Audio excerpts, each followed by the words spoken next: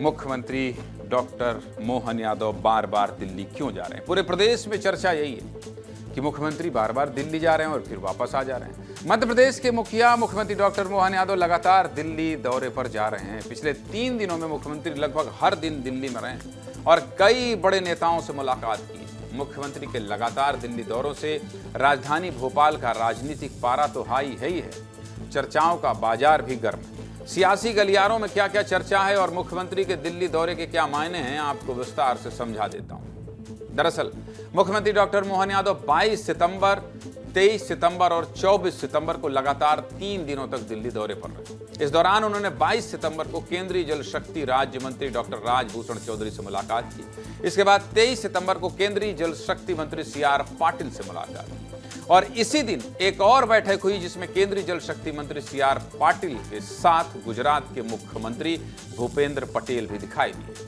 और मध्य प्रदेश के मुख्यमंत्री डॉक्टर मोहन यादव भी मौजूद रहे।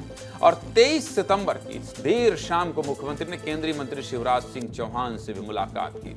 24 सितंबर को मुख्यमंत्री ने बीजेपी के राष्ट्रीय अध्यक्ष JP नड्डा से मुलाकात की। बस इन्हीं मुलाकातों के अलग अलग मायने निकाले जा रहे हैं, लेकिन इन मुलाकातों के मायने क्या हैं आपको मैं बता देता हूं, इसका विश्लेषण कर देता हूं। देखिए, इसमें सबसे पहला समीकरण और जो विस्तार न्यूज के सूत्रों से मिली एक्सक्लूसिव जानकारी है वो यही है कि आने वाले दिनों में मध्य प्रदेश और गुजरात के बीच बड़ा जल समझौता हो सकता है और ये बात हवा में नहीं है, इसके पीछे आधार है। मुख्यमंत्री सबसे पहले 22 तारीख को केंद्र के जल शक्ति राज्य मंत्री से मुलाकात करते हैं। सूत्रों ने बताया कि इस दौरान मध्य प्रदेश और गुजरात के बीच जल समझौते को लेकर चर्चा हुई है। इसके बाद अगले ही दिन यानी कि 23 सितंबर को मुख्यमंत्री की मुलाकात होती है केंद्र के जल शक्ति कैबिनेट मंत्री CR पाटिल से और उनसे इस चर्चा को आगे बढ़ाया जाता है, जिसके बाद गुजरात के मुख्यमंत्री, मध्य प्रदेश के मुख्यमंत्री और केंद्रीय जल शक्ति मंत्री एक टेबल पर बैठते हैं और तीनों की आपस में चर्चा होती है।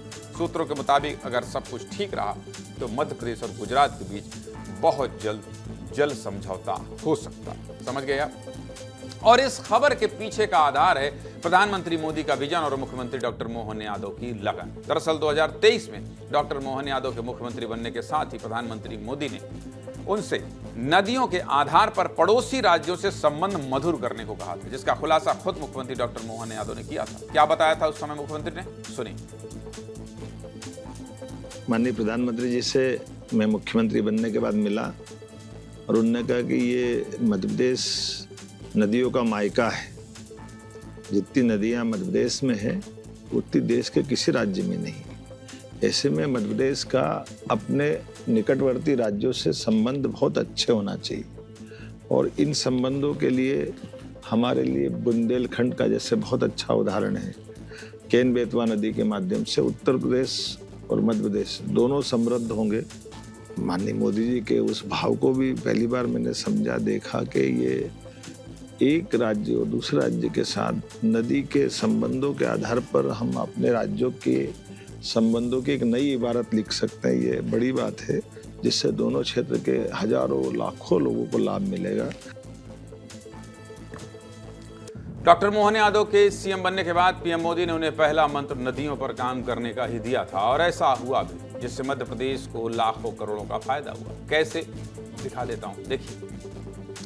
डॉक्टर मोहन यादव के मुख्यमंत्री बनने के कुछ महीने बाद ही मध्य प्रदेश में पानी को लेकर 2 बड़े समझौते हुए और इनमें पहला समझौता हुआ केन बेतवा लिंक परियोजना के तहत और दूसरा समझौता हुआ पार्वती काली सिंध चंबल परियोजना के तहत। इन दोनों ही परियोजनाओं से मध्य प्रदेश के लाखों किसानों को सीधा फायदा हुआ। केन बेतवा लिंक परियोजना उत्तर प्रदेश और मध्य प्रदेश के बीच जल को लेकर समझौता था और पार्वती काली सिंध चंबल परियोजना मध्य प्रदेश और राजस्थान के बीच। इससे तीनों ही राज्यों को फायदा हुआ और PM मोदी ने भी इसको लेकर मध्य प्रदेश की तारीफ की थी। क्या कहा था प्रधानमंत्री मोदी ने मध्य प्रदेश की तारीफ, जरा सुनिए। सरकार देश भर में नदियों को जोड़ने के अभियान को गति दे रही है। तो मध्य प्रदेश देश का पहला राज्य बना है जहां नदियों को जोड़ने के महाअभियान के तहत 2 परियोजनाएं शुरू हो गई है। पार्वती काली सिंह चंबल और केन बेतवा लिंक परियोजनाओं के माध्यम से कई नदियों का जुड़ना तय हुआ है। इस समझौते का बड़ा लाभ मध्य प्रदेश को भी होने जा रहा है।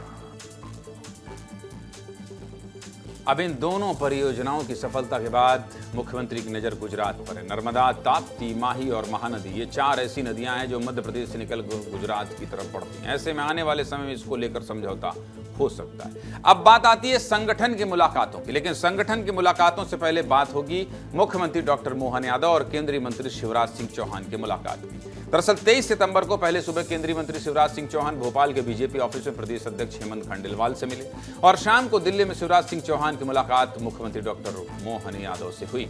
अगले ही दिन सुबह मुख्यमंत्री ने राष्ट्रीय अध्यक्ष जेपी नड्डा से भी मुलाकात की। ऐसे में एक चर्चा प्रदेश संगठन के बदलावों को लेकर भी। क्या चर्चा है ये भी आपको बता देता हूं, देखिए जरा। चर्चा है कि इन मुलाकातों में प्रदेश संगठन के खाली पदों और उन पर नियुक्ति को लेकर चर्चा हुई है। मुलाकात में निगम मंडलों के अध्यक्षों की नियुक्ति को लेकर भी चर्चा हुई। 40 से ज्यादा निगम मंडलों में अध्यक्ष के पद खाली हैं जिन पर नियुक्तियां की जानी हैं। इन नियुक्तियों का विशेषाधिकार मुख्यमंत्री के पास होता है और ये पद कई दिनों से खाली हैं। ऐसे में शिवराज सिंह चौहान की एक ही दिन में हुई 2 बड़ी मुलाकातों को इससे जोड़ा जा रहा है।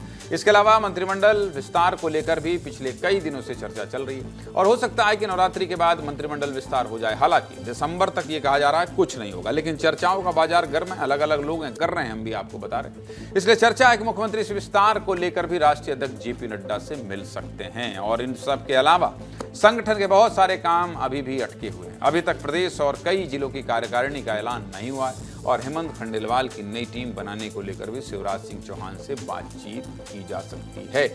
इसको लेकर बीजेपी के नेता और वरिष्ठ पत्रकार क्या कह रहे हैं, सुनिए। मुख्यमंत्री डॉक्टर मोहन यादव जी के नेतृत्व में लगातार केंद्र सरकार और प्रधानमंत्री मोदी जी का सहयोग मध्य प्रदेश को मिल रहा है और केंद्र से लगातार जो योजनाएं आ रही हैं, चाहे केन बेतवा लिंक योजना हो, भोपाल मेट्रो का मामला हो या GIS में जो करार हुए हैं, उनसे संबंधित मामलों को जमीन पर लाने के लिए मुख्यमंत्री जी लगातार प्रयास कर रहे हैं। साथ ही पिछड़ा वर्ग आरक्षण का भी जो मामला सुप्रीम कोर्ट में है, उसके लिए भी मुख्यमंत्री जी स्वयं अपनी तरफ से पहल कर रहे हैं। इन्हीं सब गंभीर मामलों के लिए लगातार दिल्ली के दौरे किए जा रहे हैं और सभी दौरे प्रदेश के हित में हैं और जनता को नई नई सौगातें मिलने जा रही हैं। सीएम का दिल्ली जाना एक सामान्य प्रक्रिया का हिस्सा भी हो सकता है कि आपकी योजनाएं हैं, विकास संबंधी काम है, मंजूरी दिलाना है। दूसरा पक्ष राजनीतिक तौर पर महत्वपूर्ण है जो दिख रहा है हम लोगों को। मध्य प्रदेश में संगठन का गठन होना है, कार्यकारिणी का गठन होना है, निगम मंडल के अध्यक्षों की नियुक्तियां होना है और मंत्रिमंडल में फेरबदल के भी आसार हैं। मुझे ये लग रहा है कि पूरी तरह मध्य प्रदेश की सरकार या यूं कहें मुख्यमंत्री स्वतंत्र नहीं है फेरबदल करने के लिए, संगठन की संरचना करने के लिए। मध्य प्रदेश में जो आने वाले दिन हैं उसमें सारे फैसले आपसी समन्वय से राज्य सरकार, मुख्यमंत्री और दिल्ली का नेतृत्व मिलकर लेगा।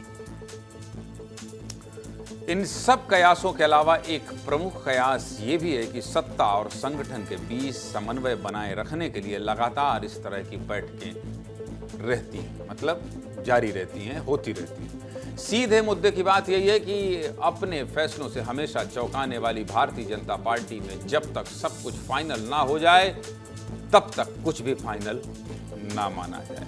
चलिए, फिर भी कुछ बच गया हो तो दिल्ली और भोपाल लिए चलता हूं आपको, क्योंकि दिल्ली में मेरे सहयोगी अमृत तिवारी दिखाई दे रहे हैं और भोपाल से मेरे सहयोगी अंचल शुक्ला दिखाई दे रहे हैं। सबसे पहले दिल्ली आपके पास आऊंगा। अमृत जी, मुख्यमंत्री को पकड़ने की कोशिश हुई, आपने एक आध बार उनका इंटरव्यू किया, टिक टैक किया, उनसे बातचीत करने की कोशिश हुई, उनकी टीम को लोग क्या बता रहे हैं? इतनी बड़ी बड़ी बैठकें हो रही हैं, अमृत जी। ज्ञानंद जी, देखिए, अब मुख्यमंत्री जब भी दिल्ली का दौरा करते हैं तो उनका प्लान बनता है और सूचनाएं जो है पत्रकारों तक आती हैं। हाल के 3 जो दौरे रहे हैं उसकी सूचना पत्रकारों तक नहीं ली, लेकिन हालांकि हमने मुख्यमंत्री को स्पॉट जरूर किया। CR पाटिल के आवास पे जब पहुंचे थे वहां पे भी मैं था, लेकिन उन्होंने मीडिया से बातचीत उस दौरान नहीं की थी। साफ सी बात है, जब वो बीजेपी दफ्तर भी पहुंचे थे तो डायरेक्ट कोई मुखातिब वो मीडिया से नहीं हुए। लेकिन इस दौरान जो है यहाँ पे जो चर्चा चल रही है उसके 2 लेंस है, लेकिन इसका विजन एक ही है। विजन है कोऑर्डिनेशन को लेकर के मुख्यमंत्री जो चाहते हैं, जो योजनाएं हैं खासतौर पे जल संधि को लेकर के, वो उसको मूर्त रूप देना चाहते हैं, क्योंकि बहुत सारे जो राज्य हैं वो जल संधि को लेकर अटके पड़े हैं। चाहे हरियाणा और पंजाब का मुद्दा हो, तमिलनाडु कर्नाटक का मुद्दा हो, मध्य प्रदेश ने जो है यूपी और राजस्थान के साथ एक बहुत अच्छा समझौता किया है। कोशिश है कि गुजरात के साथ भी एक बेहतर समझौता हो, जिसके बाद मुख्यमंत्री का ऑरा ऐसे ही अगर कहा जाए इस एम्बिट में मुख्यमंत्रियों के और ज्यादा बढ़ जाएगा। दूसरा सबसे बड़ी बात है कि बोर्ड और निगमों की जो नियुक्तियां हैं, दिल्ली में यह चर्चा है कि जो मुख्यमंत्री मोहन यादव शिवराज सिंह चौहान भोपाल में रहते हुए नहीं मिलते हैं, दिल्ली में आकर मुलाकात करते हैं, 2 बार मुलाकात अकेले में करते हैं और तीसरी मुलाकात उनकी जेपी नड्डा के साथ में होती है। यानी कि कहीं ना कहीं यहाँ पे जो कुछ नियुक्तियां हैं जिनकी चर्चा की जा रही है, हालांकि ये फाइनल नहीं है, ये सिर्फ कयास यहाँ लग रहे हैं, उनको कोऑर्डिनेट करने की बात है, क्योंकि बहुत सारे वरिष्ठ जो नेता हैं बीजेपी के, वो अभी नियुक्तियों के कोऑर्डिनेशन की बात कर रहे हैं। अमृताभ, आपने मुख्यमंत्री को सीआर पाटिल के यहाँ भी, बीजेपी दफ्तर में भी उनसे बातचीत करने की कोशिश की, अच्छी बात है, लेकिन आपने चूंकि नियुक्तियों में कोऑर्डिनेशन की बात कर रही है, इसलिए आपकी बातों का जो सार है वो समझने के लिए मैं अंचल शुक्ला का रुख कर लेता हूं। अंचल, मध्य प्रदेश में जो नियुक्तियों को लेकर हम भी कयास लगा रहे हैं, अमृत जी भी ये कह रहे हैं और लगातार ये चर्चा भी है मध्य प्रदेश में, आपका इनपुट क्या कहता है लगातार इन 3 दौरों को लेकर मुख्यमंत्री के? अंचल,